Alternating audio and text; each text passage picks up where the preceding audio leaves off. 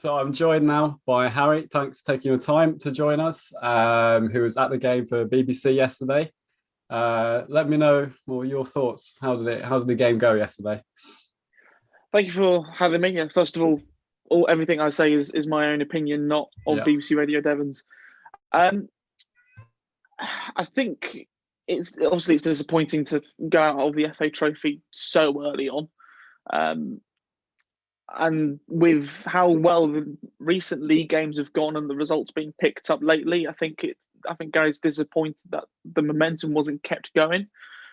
But it kind of felt a little bit like a classic cup tie of a team from the league below playing a team from the league above.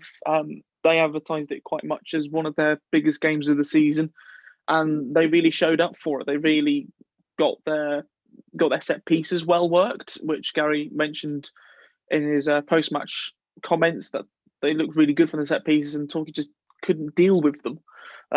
Hence why the first goal came in. I think it came as a little bit of a shock for everybody for the goal going in so quickly. And it kind of set the tone a little bit for the rest of the first half until Torquay finally got the momentum to then get their goal, which was a well worked goal. But then in the second half, it seemed that the frequencies was just off in the final third, where you felt in occasions that shots should have been taken, but they were trying to find the extra pass. And then on some occasions it fell beautifully to someone, but especially the shot for Gull'S, where it fell to him perfectly and he just side foots it straight into the goalkeeper. In a situation where you thought that top corner is calling for the ball to go into it. But then I think it's for some of these players, especially like Gull'S and Sinclair Armstrong, it's games where they're going to learn a lot from. They're not the senior pros like Danny Wright, who in these sort of situations, especially with his goal, you saw how Danny Wright took his goal. He brought the ball down perfectly, really set it up for that shot. It also put the goalkeeper off guard, going, "Do I go for it or do I leave it? Do I?" So hopefully that game it's given some players some character building for it, and hopefully they can use that going on into the league campaign for the rest of the season. I agree, and that's really well summed up. That's the thing. The thing with this Torquay team is you've got quite a lot of players who have signed who, like Lolos, as you say, haven't had that match experience. And that's what this season is about for me. It's about learning. There's a big difference between players who don't quite have it and have the potential and need to learn off sort of your Danny Wrights and all sort of that. And that's where we've come on start. The problem is at the start of the season, we had not enough balance. There was too many players who were all just thrown into the first team picture. And we're expected to do things that a very good team of season 4 had done. Where now, as you saw, let's not be really downbeat about this. Last 2 games, Weymouth absolutely played off the park in classic Torquay way. And Stockport, look at their budget, completely beat them. That's because we had a perfect balance of these sort of, low loss and sort of bit raw, and then you've got the experienced players coming in. So for me, I mean, it's going to split opinions. I'm not looking at yesterday's as like, oh, we're in crisis mode. Like I've read a few bits. I just think Johnson's done the right thing for me in the FA Trophy. The first 3 or 4 get rounds. You put a few players in who are out of form, who are just come back from injury, like Danny Wright and obviously Jack Sparks from Exeter. And then it's a chance to say, look, you haven't quite worked for you this season. Prove to me now. If you get through 3 or 4 rounds, like the last 16 quarter final, that's when you say, right, let's go for it now, the full first team. That team should have won yesterday, but it's a cup game. Percentages change, and when you've got a weakness in the team where, a keeper's dropping the ball, whatever, those percentages are only going to be increased. And that is why we lost yesterday for me. And as a fan, I would also think that losing an FA Trophy game isn't the end of the world. No. Losing a game against a team around you in the league table or a team who you feel you should be beating is going to be a bit more damaging than losing an FA Trophy game, because I don't know how the next few months are going to go with COVID and with way leagues are going, but at the end of the season, do you really want a real backup of games if you're trying to push for a playoff push? Especially last season, we also it's around the top, and that I kind of feel it's just that sort of distraction. Like you get that momentum, and then you're playing a totally different set of games. You're not like Torquay last season, one of the most feared teams in the league, well, because we're at the top naturally. So when you play a lower team, it's like, oh, the top league leaders are coming to town. When it's a cup game, it's just like, oh, a team a league above or whatever are coming to town. It's a totally different atmosphere. Like if that Weymouth game a few weeks ago, say if Weymouth had that squad in the National South, and we played them in that FA Trophy game yesterday. Same players saying that it would have been a totally different game.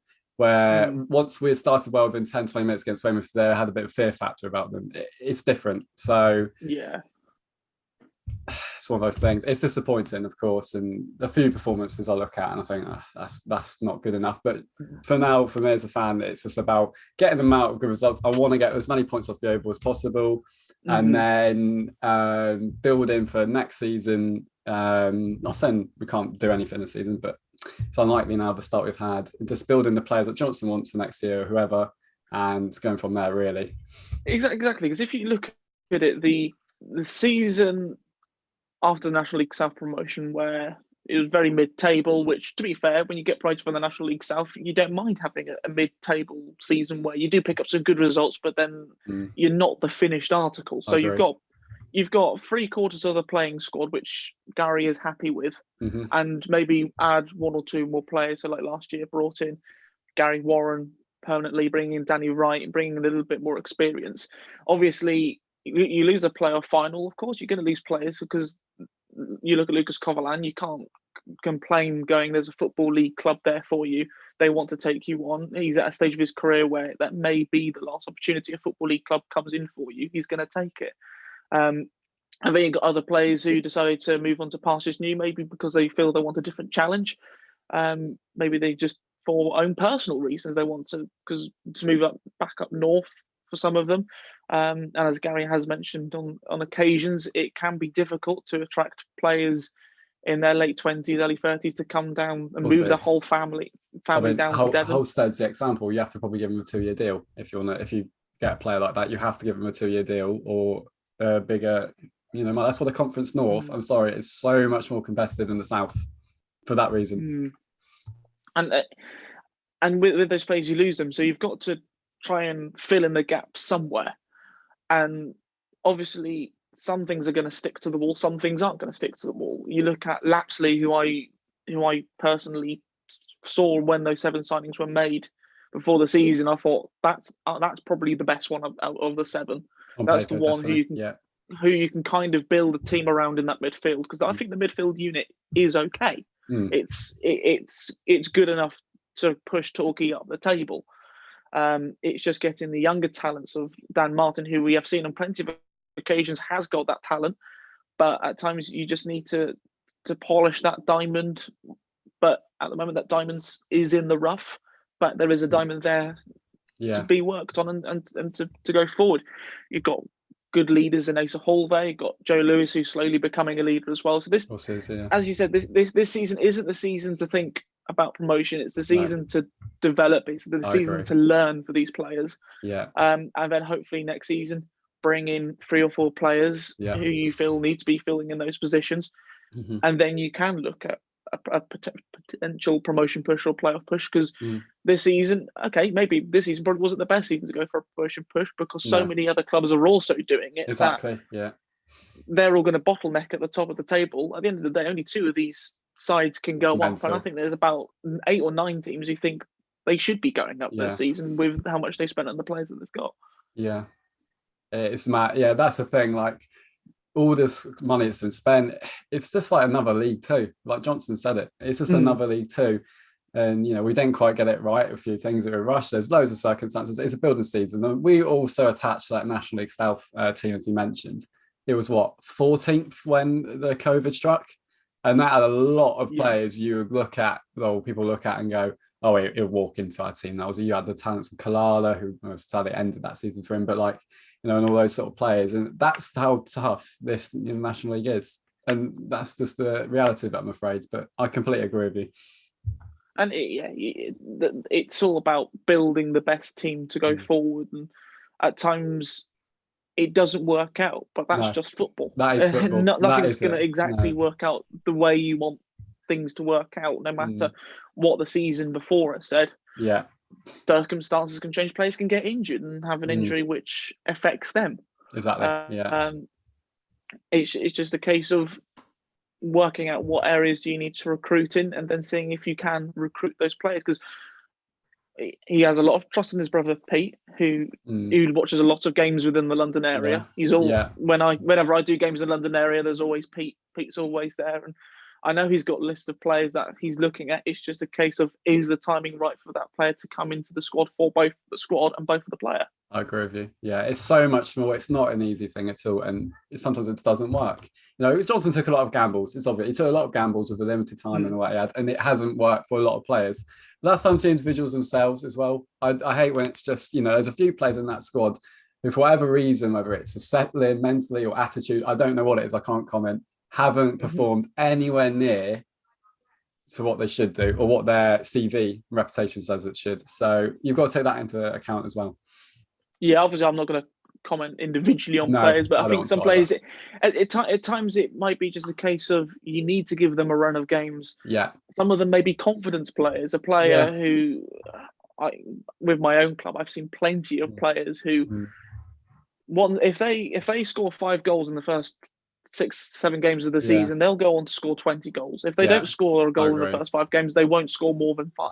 Yeah. So and if you've got the players around them to work and develop well, then you can see a good season coming. I'm very much interested to see if Sinclair Armstrong's loan is extended after that's crucial for January us. when it expires. Yeah.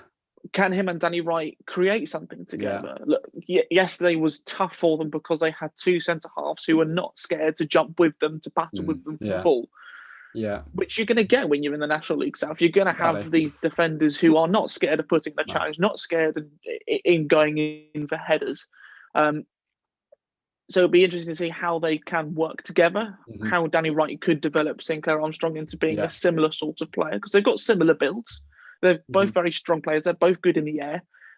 It's just a case of Armstrong developing and going, right, okay, I didn't do that correct. How can I do that correctly the next time I'm in that sort of situation? How can I help my teammates?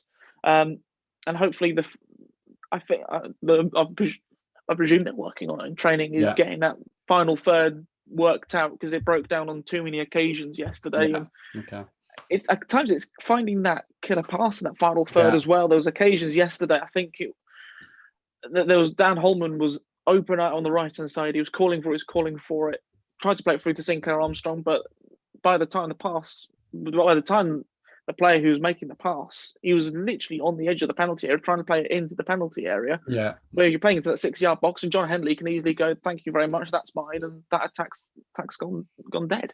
That was just a difference to last season. It wasn't that we're an incredible, well-beaten team. It's just that final vote. We knew when to play it. Like, we had players who would just play at the perfect time. DNA, get down the wing, nice 2 passes, or on the edge of the box, over top into Danny Wright, or the amount of goals that were shared, on Asa Hall, Evan Ivans, Whitfield.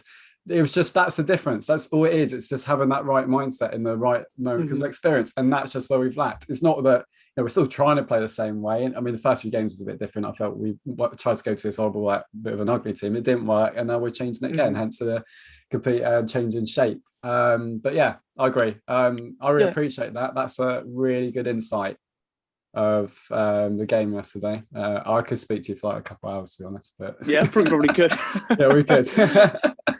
That's brilliant. I appreciate that so much. And yeah, no problem. Thank you, Harry, everyone. Thank you very much. Have a good Christmas, all the yellow. Yeah, you too, mate.